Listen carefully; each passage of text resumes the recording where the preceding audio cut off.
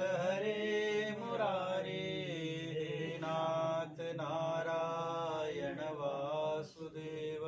बोले सच्चिदानंद भगवान की जय, वृंदावन बिहारी लाल की जय।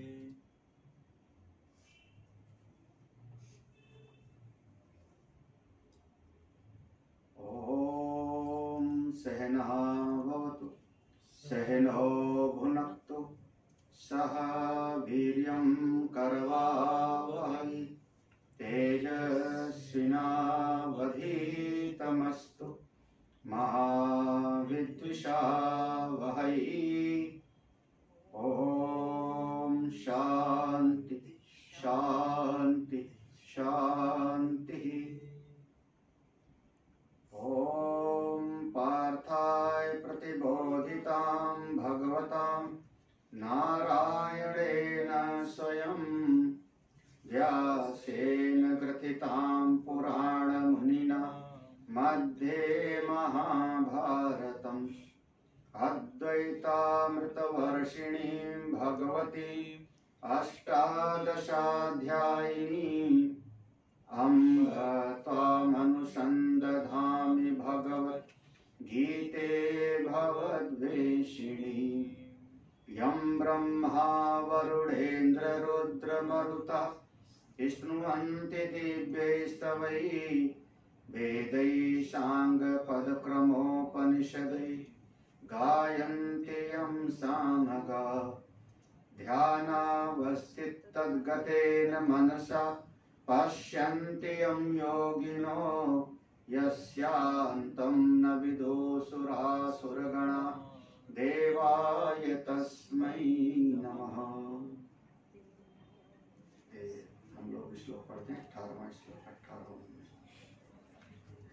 श्री भगवानुवाच श्रीभगवानुवाच गतिर्भर्ता प्रभु साक्षी गतिर्भर्ता प्रभु साक्षी निवासा शरणं सुहृत निवासा शरणं सुहृत प्रभवा प्रलयस्थानम् प्रभवा प्रलयस्थानम् निधानं बीजमव्ययम् निधानं बीजमव्ययम् तपाम्यहमहं वर्षम् तपाम्यहमहं वर्षम् निगृह्णाम्युत्सृजामि च निगृह्णामि सृजामि च अमृतं चैव मृत्युश्च अमृतं चैव मृत्युश्च सदसच्चाहमर्जुन सदसच्चाहमर्जुन। पूज्यपाद अव्यक्त रूप से कृपा बरसाने वाले स्वामी प्रेमपुरी जी महाराज, उनको वंदन नमन। समुपस्थित सभी आत्मस्वरूप भक्तजन, गिरीश भाई जी, श्रीमद् भगवत गीता दैया जी गीता चिंतन माला के अंतर्गत हम लोग 9वें अध्याय का चिंतन मनन करें। नाम है राजविद्या राजगुही योग।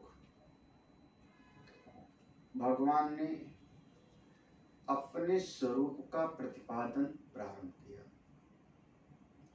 जब तक हम भगवान के या किसी के भी गुण और स्वभाव से पूरी तरह से हम परिचित नहीं होंगे, अनुभव में नहीं आवेगा, तब तक उनसे प्रेम नहीं होता। अज्ञात वस्तु से कभी प्रेम नहीं होता।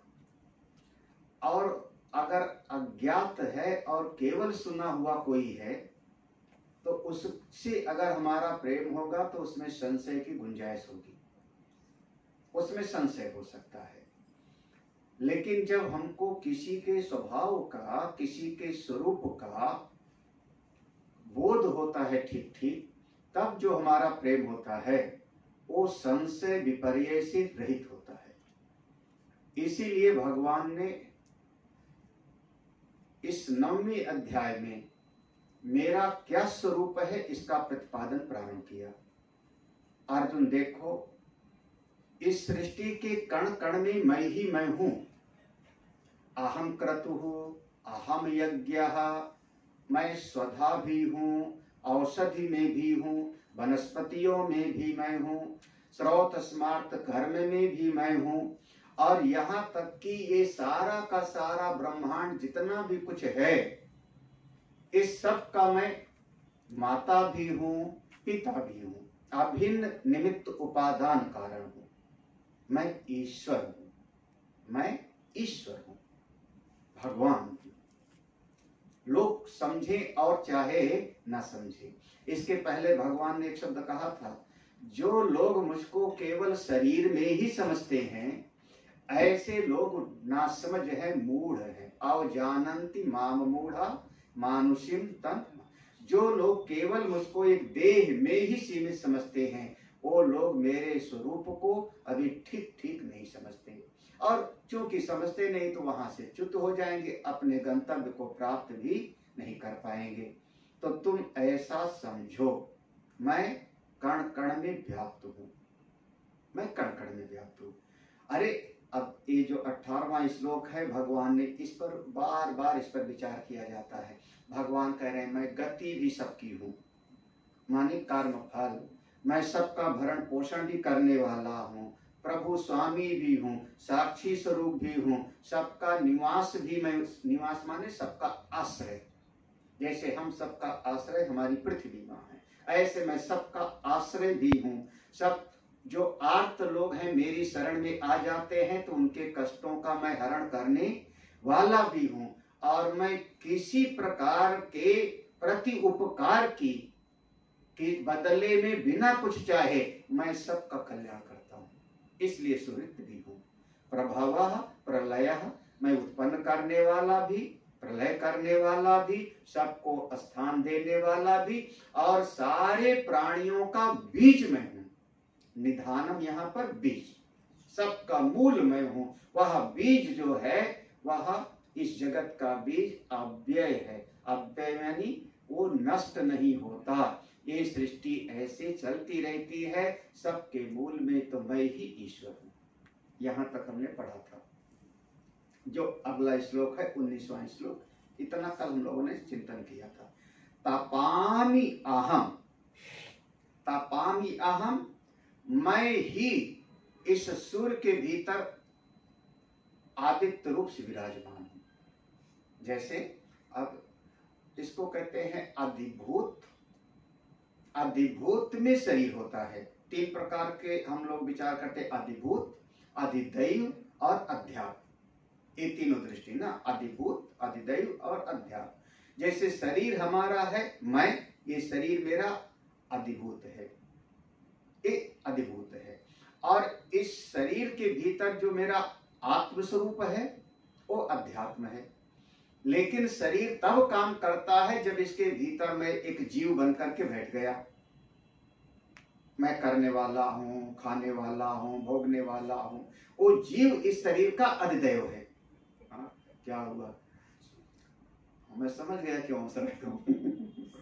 हाँ, मैं समझ रहा हूँ कि सवेरे उस प्रवचन में तो आपने इसका ऐसे कह दिया था। यहाँ पर जब तक ये जगत है, जब तक शरीर है, व्यवहारिक सत्ता में हम जीव को मानते हैं।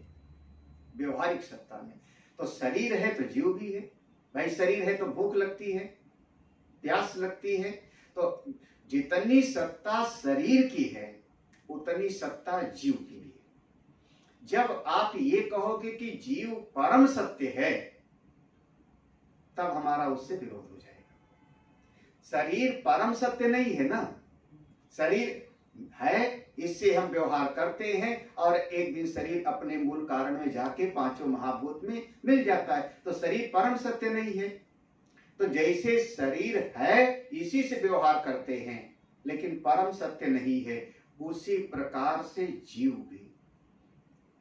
ब्रह्मसूत्र के संबंध अध्यास भाष्य में ही ये बात भाष्यकार ने बिल्कुल स्पष्ट कर दिया।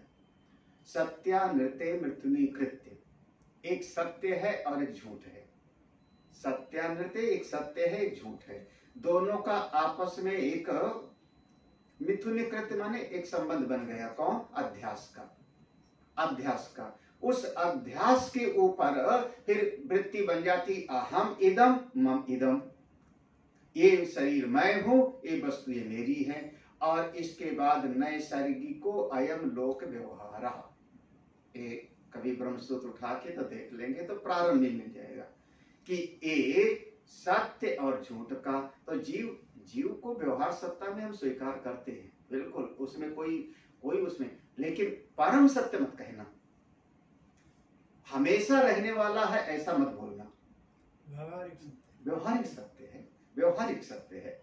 हमेशा रहने वाला अगर कोई बोल देवे ना कि नहीं नहीं जीव तो नित्य है, तो हम कहेंगे ये बात आप सांख्य और मीमांसा में जाके बोलो, ये हमारे वेदांत में ये आप सिद्ध नहीं कर पाओगे। सांख्य मीमांसा ये लोग इस बात को स्वीकार कर लेंगे कि जीव नित्य है। हाँ। और इसको अरे रामायण की चौपाई कोई सुनाई देगा? क्षितिजल पावक गगन समीरा, पंच रचित यति अधम शरीरा, प्रगट सुतन तव आगे सोवा, जीव नित्य के ही लगी तुम रोवा। देखो, जीव नित्य ये रामायण में लिखा है। भगवान ने तारा को ज्ञान दिया था, जब बाली मर गया था तो ये 2 लाइन तारा को उपदेश है। तो वहां भगवान ने कहा जीव नित्य है, और जो शरीर पैदा हुआ था सामने लेटा हुआ है, तो शरीर के लिए रो रही हो कि जीव के लिए? गीता से भी इसको आप लगा लोगे, देहि नित्यम अबध्योयम देहे सर्वस्य भारत। देहि माने जीव, देहि माने जीव, तो जीव को हम सापेक्षित नित्य कहते हैं। जब तक अज्ञान है तब तक ये जीव रहे, अज्ञान काल तक। और जैसे बोध होगा ज्ञान के उपरांत जीव की सत्ता नहीं। उनका हमारा यही, इसी बात पर हमारा उनका विचार विमर्श है कि महाराज देखो तुम नित्य सत्य मत बोलो, व्यवहारिक है, अज्ञान के कारण है जीव, हम इसको स्वीकार करते हैं। लेकिन नित्य बोलोगे, परम सत्य बोलोगे, तो इस पर आप अब सिद्ध करो, कैसे करोगे? तो तपाम, तो ये 3 बातें हो गई, अधिभूत, अधिदैव और अधियज्ञ। ये तीनों पर ध्यान देना रहना। हाँ? तीनों चीज पर, तो हर चीज पर। जैसे हमने भगवान सूर्य देवता को जल चढ़ाया, तो ऋषि लोग भी समझते हैं कि ये जो सूर्य दिखाई पड़ रहा है एक भौतिक सूर्य है, ये भौतिक सूर्य है, इसी प्रकृति का एक हिस्सा है। ये संत लोग भी जानते हैं। अगर गंगा जी में हम जाकर के पूजा कर रहे हैं तो हम जानते हैं जल का प्रवाह है, ये भौतिक है, लेकिन ये गंगा की जो अधिष्ठात्र देवी है वो गंगा है। सूर्य देवता के जो अधिष्ठात्र देवता है वो कौन है? सविता देव है। तत्सवितो उद्योग की बात है। उसी प्रकार से भगवान करें तपामि अहम, तपामि अहम, तपामि माने आदित्य भूत्वा, मैं ही सूर्य के भीतर शक्ति बन के प्रवेश करता हूं और आदित्य बन करके सारे जगत को मैं ऊर्जावान करता हूं। अब उस ऊर्जा से गर्मी पैदा होती, अगर गर्मी ना हो तो जीवन नहीं चलेगा। हम लोगों का जीवन इस ऊर्जा से चलता है। हाँ, कभी भी हम अपने शरीर को कहते हैं 98 डिग्री तो हमेशा रहता ही है ना, 98 पॉइंट कुछ, वो तो शरीर हमेशा रहता ही है। 2 डिग्री बढ़ जावे तो मुसीबत, और 2 डिग्री कम हो जाए तो हाँ? और अंतिम समय में यही कहते हैं इसका पांव ठंडा हो गया, ऐसे पांव ठंडा हो गया, हाथ ठंडा हो गया, यानी एक एक अंग इसका ऊर्जा से ही ये पूरा का पूरा जगत चल रहा है। वो शक्ति, मैं ही ऊर्जावान सबको करता हूँ। तपामि, तपामि माने ऊर्जान्वित करता हूँ, शक्ति प्रदान करता हूँ, और इस ऊर्जा से तपा करके फिर क्या करता हूँ? अहम वर्षम, मैं ही जल की वर्षा कर देता हूँ, या हमारे समुद्र से वह भाप बन के उस ऊर्जा गर्मी से ऊपर उठा और फिर वही वर्षा बनकर के नीचे आया। हाँ, क्या क्या क्या प्रकृति की कितना सुंदर व्यवस्था चलती है। हाँ, कितनी सुंदर व्यवस्था है। अब समुद्र सब जगह नहीं है, लेकिन यहाँ भाप बन के बादल उठा और वो भी हवा से पहाड़ में पहुंच गया। एक प्रकृति ऐसी व्यवस्थित चल रही। और भगवान ने कहा था ना, माया अध्यक्षेण प्रकृति ही। ये भगवान इतना सुव्यवस्थित चला रहे हैं कि जाके हिमाचल प्रदेश में भी, हिमालय में भी वर्षा हो रही है। कैसे? सब करने वाले तो परमात्मा ही है, परमेश्वर ही है। तपामि अहम अहम वर्षम, मैं वर्षा करता हूँ। निगृहिणामि उत्सृजामि च। निगृहिणा माने इसी जगत से मैं 7-8 महीने तक अष्टभी मासई अपनी रश्मियों से 8 महीने तक मैं ग्रहण करता हूँ और फिर इसी का मैं उत्सृजामि वर्षा के रूप में जगत को दे देता हूँ। इस बात को संत लोग कहते हैं, हमको भी अपने जीवन में लाना चाहिए। हम इसी जगत से लेते हैं और इसी जगत में हमको उसका सदुपयोग भी कर देना चाहिए। बहुत संग्रह वृत्ति अगर होती है तो वो साधक को रोक लेती है, साधक को फिर आगे बढ़ने नहीं देती। पंचदशी में 5 वहां प्रतिबंध बताए हैं और भी अनेक जगहों पर वर्णन आया है। तो संग्रह वृत्ति ये जगत का स्वरूप ही है। त्यागे एकेन, तो मैं ग्रहण करता हूँ। निग्रहणामि माने ग्रहण करता हूँ, उत्सृजामि माने फिर वहीं पर उनको प्रदान करता हूँ। और महात्माओं का काम भी ये पोस्टमैन वाला ही काम है। ये हम लोग कई बहुत सालों से अनुभव किए। सब इधर से प्राप्त हुआ और उधर समाज के लिए लग गया। कभी हम लोग मना नहीं करते, कभी नहीं। किसी ने कपड़ा दिया, उसने कहा हमारा सफेद कपड़ा है, हम कहते ले आओ, हम क्यों मना करेंगे। निगृहीणामि, मैं क्यों मना करूं।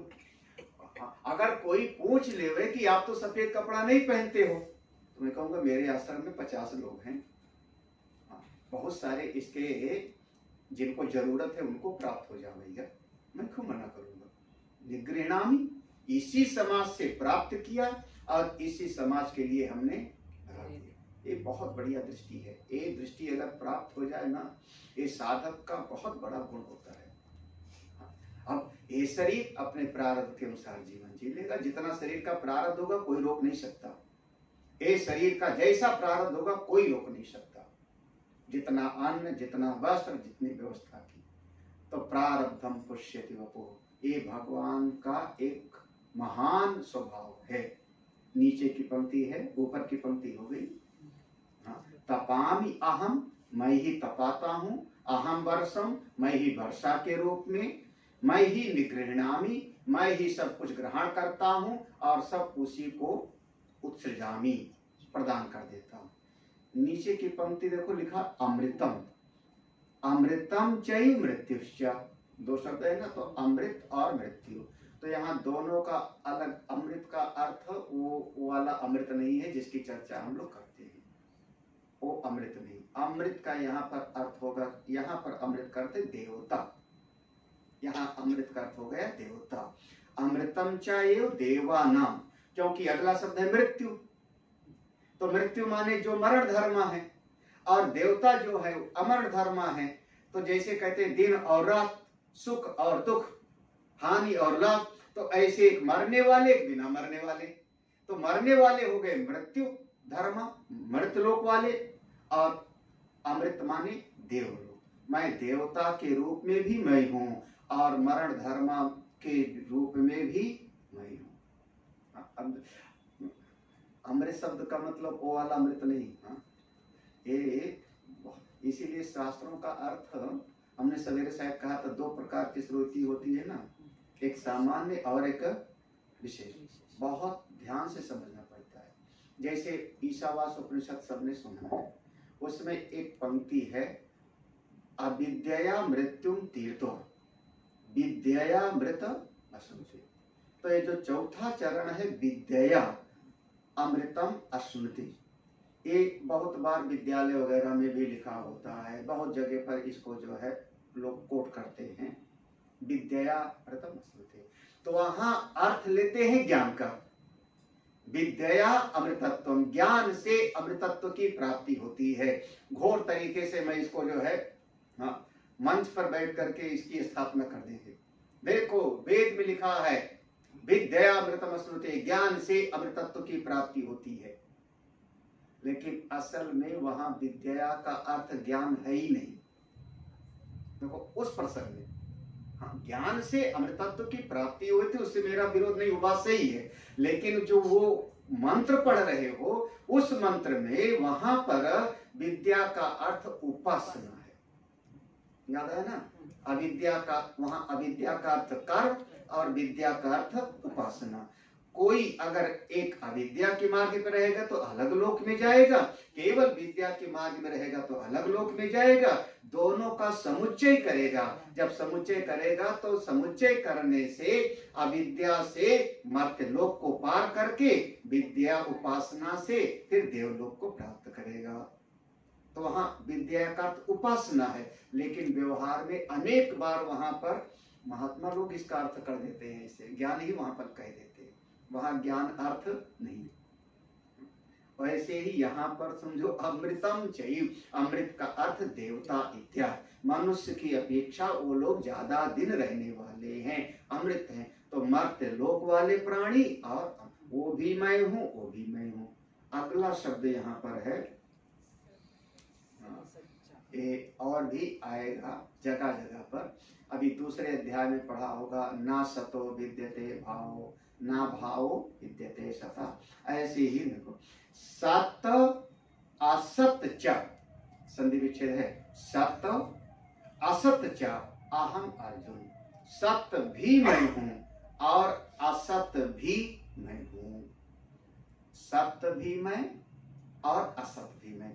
यहाँ सत्य और असत का, देखो भगवान असत तो हो नहीं सकते, असत माने जो नहीं है, असत माने जिसकी कहीं सत्ता नहीं है। तो भगवान कह रहे हैं मैं सत्य भी हूं और मैं असत भी हूं। तो असत का अर्थ ये भगवान स्वयं कह रहे मैं हूं, तो असत माने शून्य, वो तो हो नहीं सकता। तो यहाँ इसका अर्थ होगा कि दो चीज है, अभी अभी हम लोगों ने पढ़ा था, व्यक्त और अव्यक्त।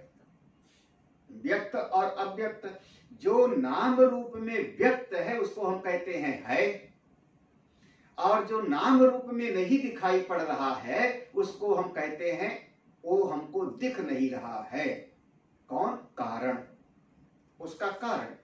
तो असत जो नाम रूप में, या जैसे वहां पर जब उसको उपनिषद में लिया कि ब्रह्म का दो स्वरूप है, मूर्त और अमूर्त, तो वहां पर कहा तीन महाभूत को हम कहते हैं मूर्त, पृथ्वी, जल और अग्नि, और दो को कहते हैं अमूर्त, क्योंकि वो दिखाई नहीं पड़ता, वायु और आकाश, ये श्रुति में आया हुआ है।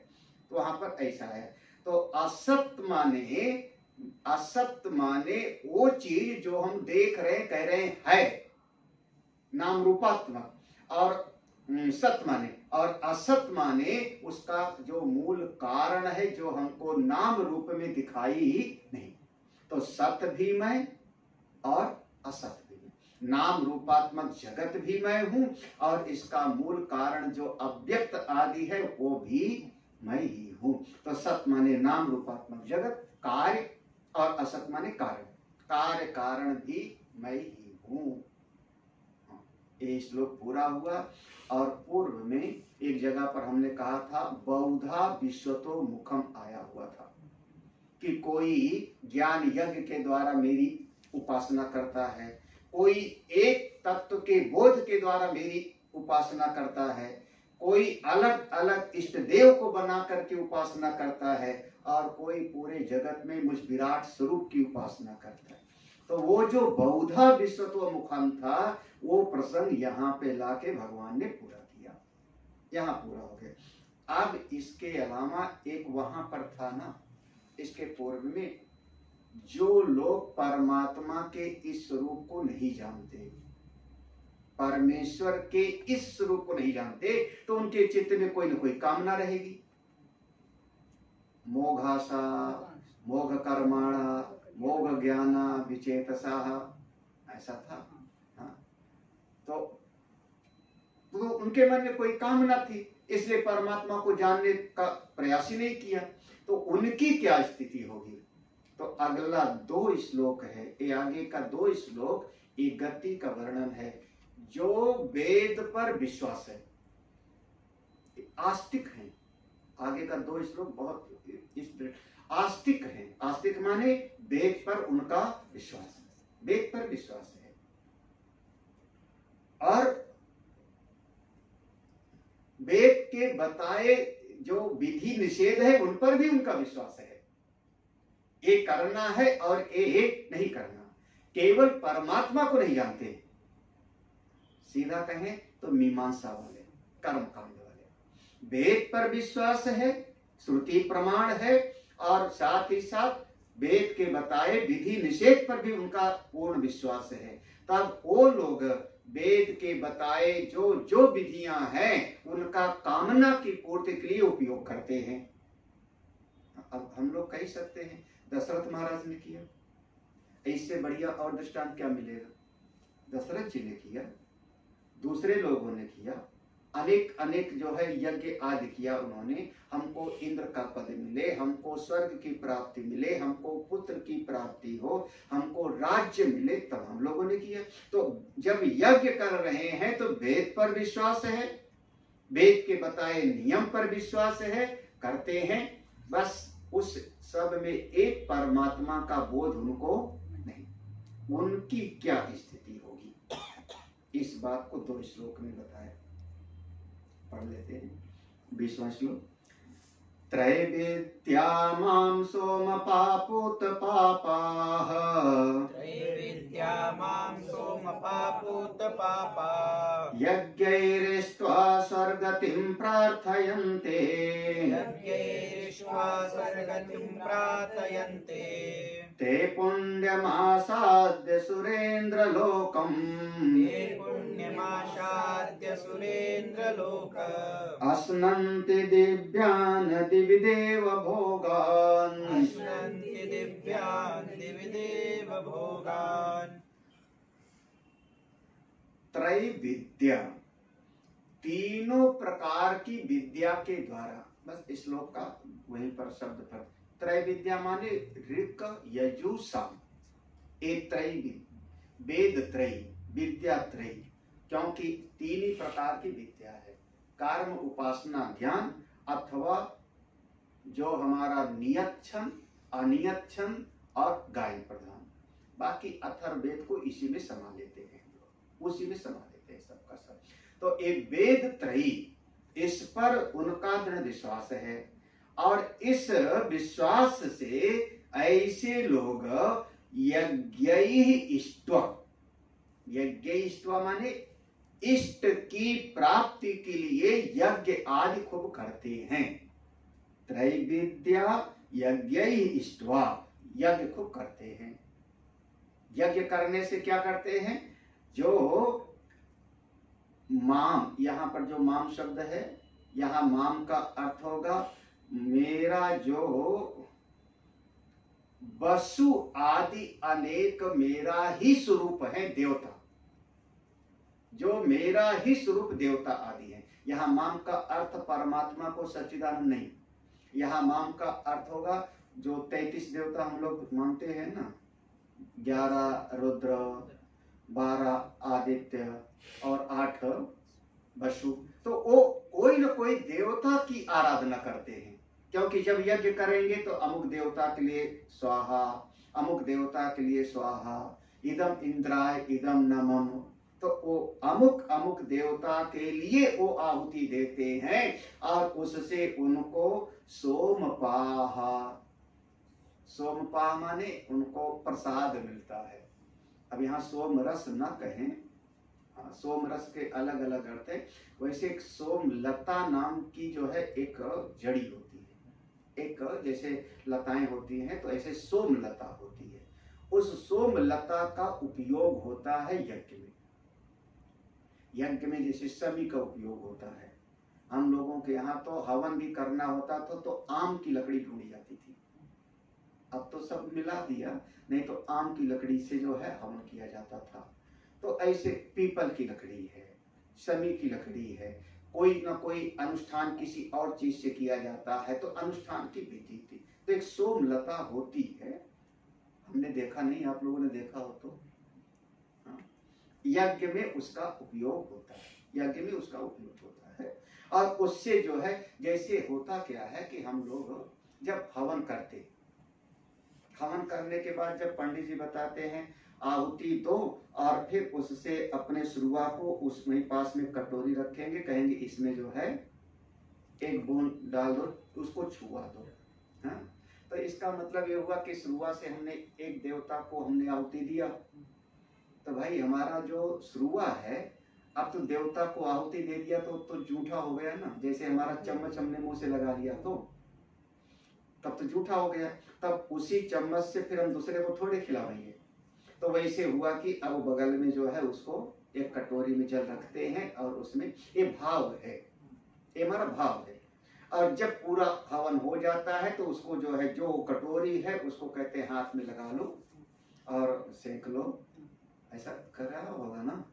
हाँ, तेजोसी तेजोमय दे, हमारा पूरा शरीर तेजोमय बने, हमारे नेत्र, है ना, ऐसा। तो वो जो एक है कटोरी उसका एक अलग स्वरूप हो गया। ऐसे सोमलता से एक जो है द्रव बनता था जिसको हम प्रसाद में देते थे। अभी भी जैसे पूजा आदमी पंचामृत बनता है ना, भगवान को स्नान कराया तो उसमें 5 चीजों से स्नान कराया, दूध से, दही से, शहद से, शक्कर से, 5 चीजों से स्नान कराया तो उसको पंचामृत हो गया। फिर वो सबको हमने चरणामृत दिया, पंचामृत दिया। तो ऐसे सोमलता से एक अनुष्ठान होता था जिससे एक तैयार होता था आशीर्वाद स्वरूप प्रसाद, उसका फिर एक यज्ञ के बाद पान करते थे। ये हमारे यहाँ पर ऐसी यज्ञ की विधि थी। तो सोमपाह, वो पीने वाले होते कैसे थे? पूत पापाह, भीतर के सारे पाप उनके।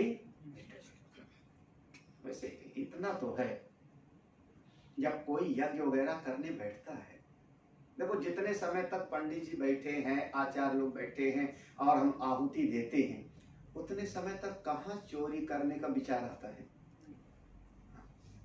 कौन सा उस समय खराब विचार आएगा? हाँ। लड़ाई झगड़ा का, कौन से भोग की बात, उस कम से कम यज्ञ वेदी के सामने बैठा है तो मन तो उतने समय तक तो उसका मन शुद्ध ही रहता है ना, तो उसका मन पवित्र ही है।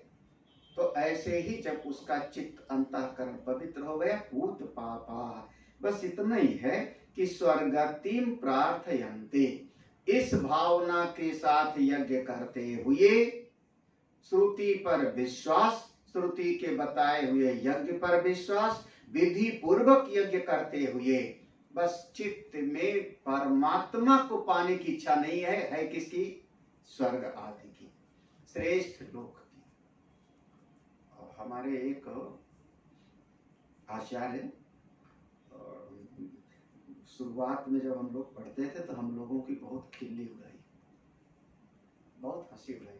उन्होंने कहा देखो मनुष्य के चित्त में, जीव के चित्त में भावना क्या होती है कि हम कहीं जाएं तो हमको बढ़िया से बढ़िया रहने का निवास मिले, बढ़िया से बढ़िया। हाँ, हम लोग अपने जब कभी साधना शिविर वगैरह ले जाते हैं, हमारे साथ में तो कभी 200 लोग, कभी 300 लोग बाहर जाते हैं, कभी 150 लोग, जैसे भी सब। तो वहाँ हमने समझा रखा है कि जब तक कमरे की व्यवस्था ना हो तब तक सबको कहीं ना कहीं डॉर्मेट्री में इकट्ठे रख देना, और फिर बाद में कमरा होवे तो कमरा देना। हाँ, जो हमारे जो व्यवस्था में रहते हैं शिष्य लोग, वो लोग सोचते हैं अभी अभी इस कमरे में रख लो, सामान खुला है, कमरा बढ़िया है, एसी वाला, यहाँ रख लो और बाद में आपको सेट करते हैं। अगर उसको एक बार कमरा बढ़िया वाला दे दिया और बाद में उसको उस कमरे में दे दिया, बाद में उसका मन हो जाएगा फिर माना पूरे उस साधना से भी 7 दिन तक मन दुखी रहेगा उसका। ये हमारी बात नहीं समझ पाते ये लोग, हमारे भगत लोग। हमने कई बार हमने कहा उसको अपग्रेड करो।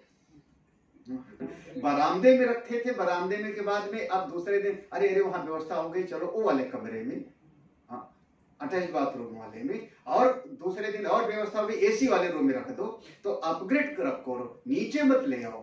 तो हम कहीं जाए तो हमको रहने का व्यवस्था बिल्कुल बढ़िया चाहिए, खाने के लिए सब चीज सब चकाचक चाहिए, यही ना।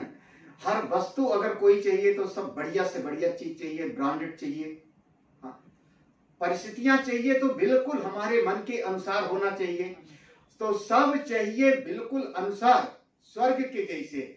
और एक लाइन पढ़ के कहते हैं स्वर्ग हमको नहीं चाहिए, स्वर्ग अल्प अंत दुख, यहाँ का सुख तो छोड़ा नहीं जा रहा है, और कहते हैं हमको स्वर्ग। ये सब केवल वाणी का जमा खर्च होता है। भाई यहाँ स्वर्ग माने आपके मन के अनुरूप मिलने वाली परिस्थिति, आपके मन के अनुसार होने वाली परिस्थिति। हाँ, तो वो परिस्थिति तो हम यहाँ भी चाह रहे हैं। हाँ, जब यही चाह रहे हो तो कैसे कहते हो कि हमको स्वर्ग नहीं चाहिए? ठीक है ना, नहीं बस। लेकिन ऐसा हम लोग वेदांत खास करके वेदांत के सत्संग वाले बोल देंगे थे, शुद्ध स्वर्ग अल्प अंत दुखदाई, हमको स्वर्ग वगैरह नहीं चाहिए। लेकिन यहाँ पर तो क्या कहना, तो स्वर्ग सबको चाहिए। हम स्वर्गतिम माने स्वर्ग जैसी स्थिति, स्वर्ग जैसी स्थिति। हम जिस समय चाहे हमको ऐसी अनुकूल परिस्थिति मिल जाए, हमको सम्मान मिल जाए, हमको प्रतिष्ठा मिल जाए, हमारे मन के अनुसार व्यवस्था हो जाए, सब मेरा कहना मान ले, तो स्वर्ग जैसी स्थिति तो आप चाह रहे हो। तो वही स्वर्गतिम प्रार्थयन्ते। तो अब चूंकि उस परमात्मा को नहीं चाहता था, यहाँ वही ध्यान रखना, परमात्मा का इच्छुक नहीं था, तो उसने यज्ञ किया, उससे सोमरस का पान किया, सोमलता का, मन पवित्र हो गया, तो स्वर्ग चाहता था, तो उस यज्ञ से अपूर्व नाम की शक्ति पैदा हुई। वह अपूर्व नाम की शक्ति ते पुण्यम आसादे, वह पुण्य, वही अपूर्व माने पुण्य, वह पुण्य प्राप्त हुआ। वह पुण्य अपूर्व नाम की शक्ति उसको यहां से ले जाती है आगे। कहा? फिर श्रुति कहेगी ये ही इति। जैसे कोई बड़ा आदमी आता है, बड़ा, तो उसके सामने 4 लोग खड़े होते हैं, इस रास्ते से सर इधर से इधर से इधर से करना, तो ऐसे जो है उसकी वो पुण्य की पूंजी इधर से, ते पुण्यम आसाद्य, कहाँ ले जाएंगे? सुरेंद्र लोकम, देवताओं के लोक में, जहां इंद्र राजा है। देखो इंद्र नहीं बनेगा, अभी इंद्र नहीं बनेगा। क्यों? क्योंकि 100 यज्ञ पूरा होगा तो इंद्र, इसीलिए शतक्रतु कहा है। भागवत में इंद्र का एक नाम है शक्र, शक्र। तो शक्र 100 यज्ञ करने वाले को इंद्र का पद मिलता है। तो 100 को कहते हैं शत, यज्ञ को क्रतु, तो शत क्रतु, पूरा यह शत क्रतु, 100 यज्ञ करने वाले को इंद्र का पद मिलता है। तो शत का सा ले लिया और क्रतु का जैसे आजकल भी हम लोग जो है कर लेते हैं, तो नाम हो गया शक्र। तो वो 100 यज्ञ जब किए नहीं तो इंद्र का पद कैसे पाएगा? लेकिन इंद्र के लोक में जाएगा, तो वहां जो और देवता लोग हैं, जिसने जिस प्रकार से यज्ञ किया है, जिसने जैसे बढ़िया बढ़िया कर्म किए हैं स्रोत स्मार्त पुण्य के, उसी प्रकार से उसको वहां पर स्थान मिलेगा। किसी को वहां पर अग्नि का काम, जात वेदसा हो गए, कोई पवन देवता हो गए, कोई अमुक देवता हो गए, कोई अमुक देवता हो गए, अपने अपने पुण्य के अनुसार दिव्यान दिव्य देव भोगान असनंती, स्वर्ग लोक में दिव्य भोगों का, दिव्यान दिव्य देव भोगान, जो देवता लोग वहां भोग पाते हैं, ऐसे दिव्य भोगों को वो असनंती माने प्राप्त करता है, ग्रहण करता है, उसको उपयोग के लिए मिलता है। बढ़िया, हर जगह पर ऐसे ही है और क्या। तो इस प्रकार से हो गया, वहां पर प्राप्त किया। मैं इतना ध्यान रखना, इंद्र नहीं बना है, क्योंकि इंद्र बनने की पात्रता बिल्कुल अलग है ना। तो वहां गया है और वहां पर कोई न कोई एक श्रेष्ठ गति को प्राप्त किया है। अब वही याद करना जो आप लोग सुनते हो। वहां पर भी तो अब कोई ज्यादा पुण्य किया है तो उसको ज्यादा सुख मिलेगा, कोई कम किया है तो उसको कम मिलेगा। तो ज्यादा वाला जो कम वाले का देखे तो उसके भीतर थोड़ा सा अहम भाव आएगा, और कम वाला ज्यादा वाले को देखेगा तो थोड़ा जलन पैदा होगी। वो फिर राग द्वेष नहीं छूटेगा। पुराण की कथा पढ़िए तो बड़ा आनंद आता है। पुराण में देखो, अब एक विचार का विषय हो जाएगा पौराणिक दर्शन में कि 100 यज्ञ करने वाला होता है तो यह इंद्र बनेगा। कोई एक महात्मा तपस्या करने बैठ गया जंगल में, कोई एक राजा, कोई एक महात्मा जाके जंगल में तपस्या करने बैठ गए, तुरंत पुराण में लिखा होगा कि इंद्र घबरा जाता है। इंद्र घबरा जाता है, अरे अरे कामदेव जाओ, जाकर के उसकी तपस्या को विघ्न डालो, या खुद जाता है विघ्न डालने के लिए। तो अगर कोई यज्ञ करने लगे तो इंद्र घबराए तो मैं तो समझ सकता हूं, ठीक है ना। हाँ, क्योंकि 100 यज्ञ करने वाला इंद्र बनेगा। लेकिन यज्ञ नहीं कर रहा है, जैसे देवर्षि नारद ध्यान करने बैठे, भगवान शंकर जी ध्यान करने बैठे, तो इंद्र घबरा गया, जाओ कामदेव जाकर के काम करो अपना। तो इंद्र क्यों घबराता है? वो तो तपस्या करने बैठा है। अभी आप लोगों का होमवर्क हो सकता है है कि नहीं भाई? यज्ञ नहीं कर रहा है वो तो केवल ध्यान कर रहा है, तपस्या कर, जैसे भगवान शिव कर रहे थे, नारद ऋषि कर रहे थे, और भी देवता लोग और भी तमाम ऋषि लोग करते हैं। घबरा जाता है, क्यों घबराएगा? लेकिन वहां भी भय से मुक्ति भाई, डरा ना कि मेरा सिंहासन ना चला जाए। तो स्वर्ग लोक की प्राप्ति तो होती है, लेकिन वहां भी राग द्वेष भय इसकी निवृत्ति वहां भी वस्तु मिलती है। हाँ, अच्छा, जो बड़े बहुत बढ़िया महल में रहते हैं, बड़े होटल में आके ठहरे, क्या मन पूरी तरह से शोक से मुक्त हो गया मोह से? तो बस वैसा ही है। अगला एक श्लोक और पढ़ते हैं। हाँ, 7 स्टार टॉपी नहीं मिलता, वही मैं कह रही थी। अब तो क्या कहूँ, लगभग सारे होटलों में रुकने का हमको मिला है। आपके ताज में भी रुका हूँ मैं, यहाँ के भी, बनारस के भी, और सब जगह पर भी। 4 दिन बिना खाए रहे हैं।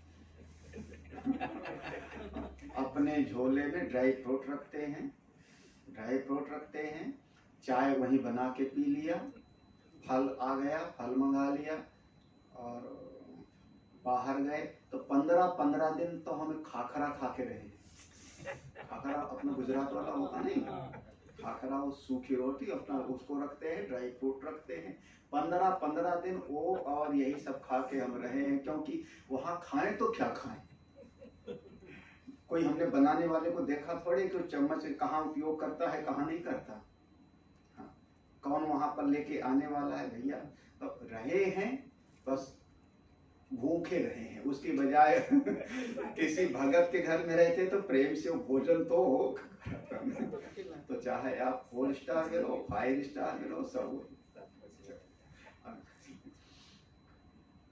वहाँ जयपुर में, यहाँ भी है, बम्बई में उसमें तो नहीं रुका हूँ। जयपुर में एक जो है वो रिवॉल्विंग रेस्टोरेंट है, ओम होटल करके, ओम रेस्टोरेंट।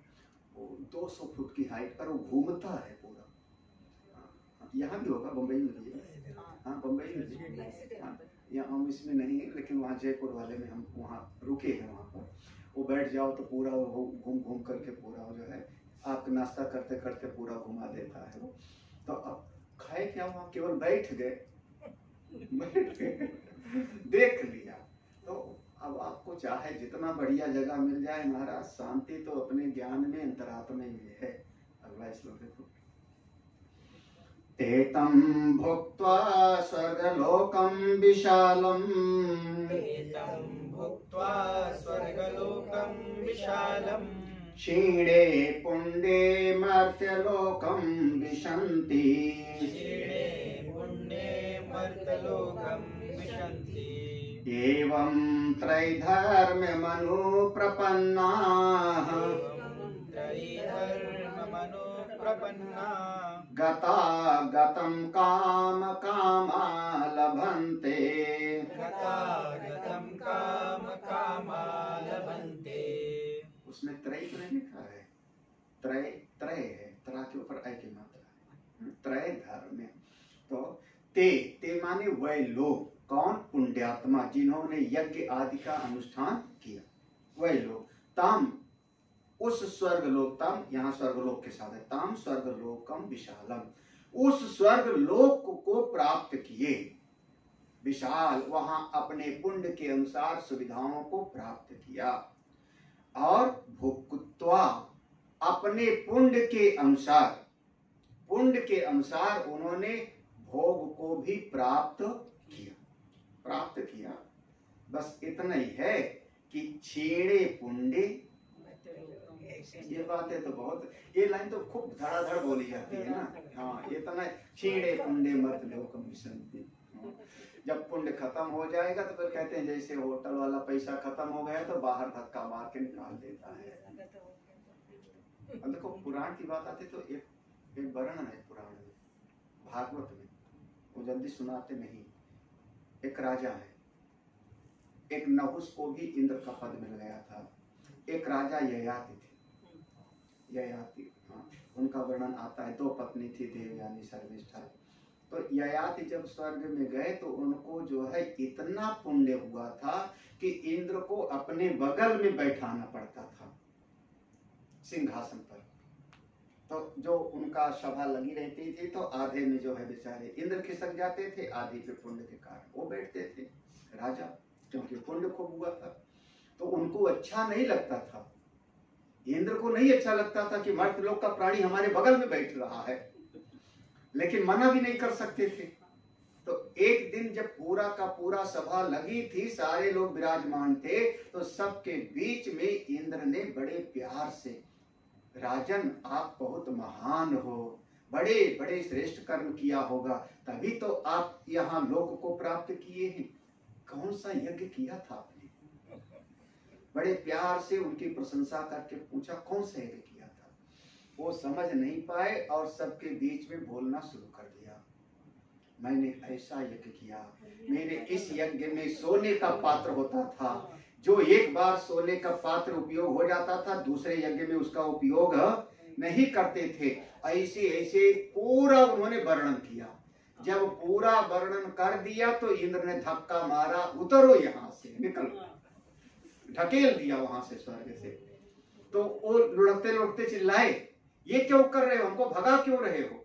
उन्होंने कहा जितना तुमने अपने मुंह से बोल दिया उतना तुम्हारा पुण्य धीरे धीरे सब खत्म हो गया।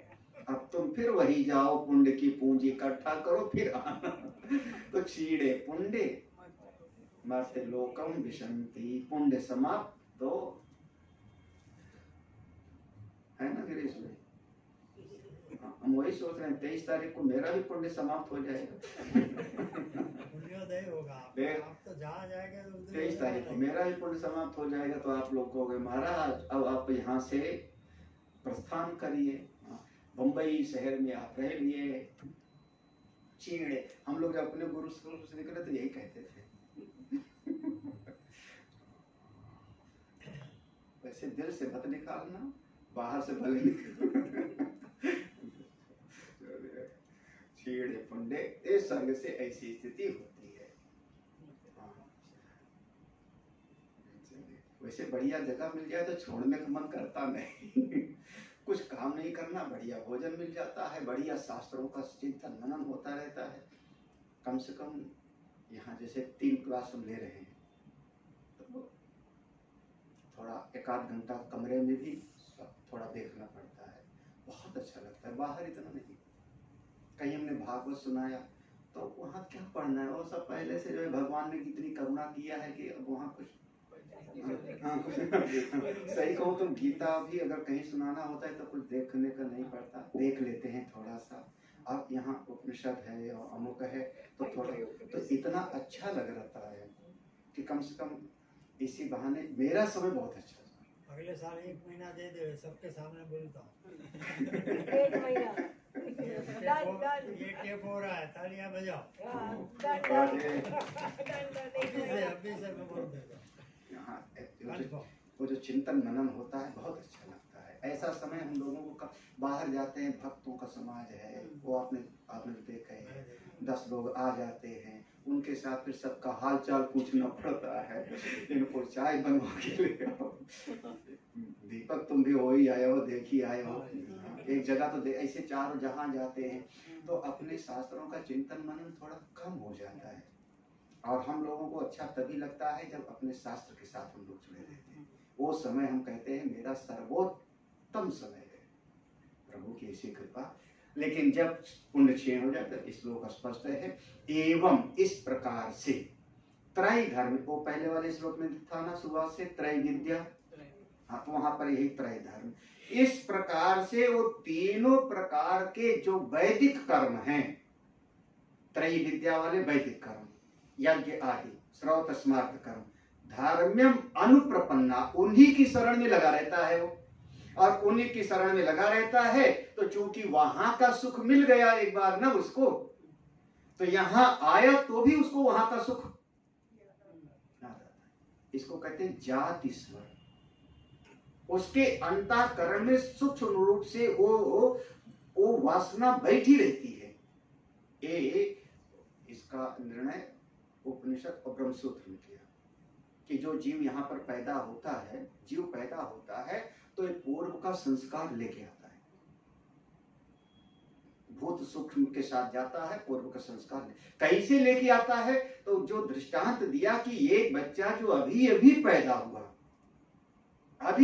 हुआ, कहीं से सीखने नहीं गया, लेकिन माँ के स्तन को वो माँ के स्तन को चूसता है। कहां से सीखा उसने चूसना? वो उसके पूर्व का संस्कार है। वो दृष्टांत दिया ऋषियों ने। और पशु पक्षी के लिए कहा, उसको पानी में तैरना कौन सिखाया? अपने आप वो तैरने लगता है। आप कुत्ते को डाल दो, तैर करके उस पार पहुंच जाएगा। तो इस सब का सब, तो एक बार वो सुख का भोग कर लिया ना, तो यहां आता है तो उसको चैन नहीं मिलता, फिर से वो यज्ञ करेगा, फिर से पुण्य की पूंजी प्राप्त करेगा, फिर से जाएगा, फिर से वहां खत्म पुण्य, फिर से आएगा। जैसे रोज रोज होटल जाता है, आता है, वैसे पर गतागतम, गत और आगत। गत माने जाएगा, आगत माने फिर से आएगा, फिर से फिर से कामना होगी, फिर से वही अनुष्ठान करेगा, पुण्य की पूंजी लेके जाएगा, फिर से प्राप्त करेगा, अमुक लोग, फिर से आवेगा। इस प्रकार से ना जाने कितनी बार हम सारे लोग ना जाने कितनी बार देवलोक को प्राप्त किए हैं, ना जाने कितनी बार असुर लोक को प्राप्त किए होंगे। हम जीव 84 लाख योनियों में अगर चलते चलते आज मनुष्य का शरीर मिला है, ईश्वर की बहुत बड़ी कृपा है, बहुत बड़ी कृपा है। अभी तो संत लोग समझते हैं, कम से कम इस कारण से कि मेरी बुद्धि का विकास है। शरीर की ताकत से अगर कभी तुलना करें तो मेरे शरीर से दर्जनों गुना ताकत तो पशुओं के शरीर में है, शेर के शरीर में ताकत है। मेरी आंख से ज्यादा देखने की ताकत तो गीध की आंख है, चील की आंख है। मेरी नाक से ज्यादा सूंघने की शक्ति दूसरे जानवरों में है, पशु पक्षियों में है।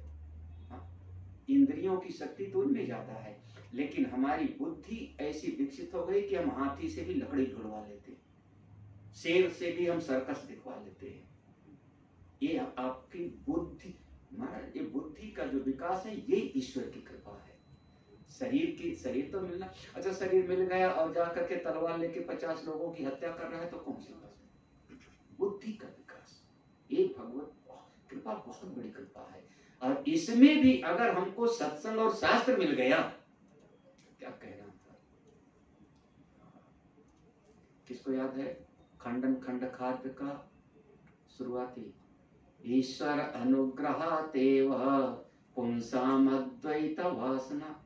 अवधूत गीता में खंडन खंड खाद्य में ये बात बहुत ईश्वर अनुग्रहात एव पुंसाम अद्वैत वासना, एक बहुत जगह पर ये वर्णन आया। ये श्लोक ही जो कहते हैं स्वीकार किया गया।